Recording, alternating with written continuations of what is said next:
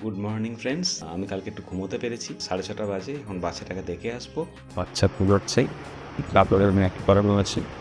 বেলে বাচ্চা ঘুমাচ্ছে, মায়ের কাছে খেয়েছে সারা রাত। এবং সবচেয়ে বড় কথা একটা জিনিস খেয়াল করেছো নিশ্চয়ই, রাতে একবারে কিন্তু ডাইপার পরানো হয়েছে। এখন দেখেছো কাপড়ের ন্যাপি পরানো আছে। এখন পড়াতে যাবো, আমার বাচ্চাটা এখন সামলাবে। যাই হোক, চলো আমাদের সারাদিনের রুটিন আবার শুরু করে দিই।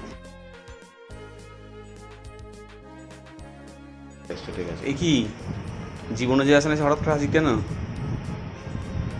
হ্যাঁ, পড়াতে ওর কাণ্ড দেখার জন্য আবার ছুটে এলাম আওয়াজ পেয়ে।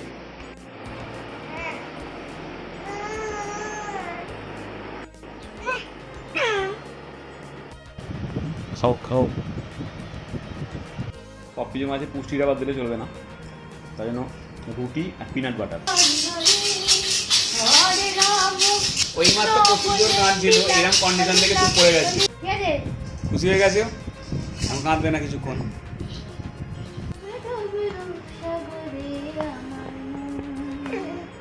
বসুর দিদি ওর মায়ের কোলে ছিল, দুধটা খেলো।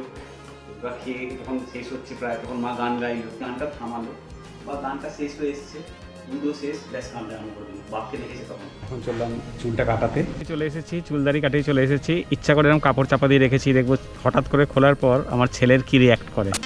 বাড়িতে এসে গেছি, দেখছি বেবি ঘুমাচ্ছে। দেখলাম ঘুমিয়ে পড়ছে, আমি আর সামনে রুমাল খুলিনি। ইচ্ছা আছে একটা সারপ্রাইজড হওয়ার। ও কি আদৌ হবে সারপ্রাইজ?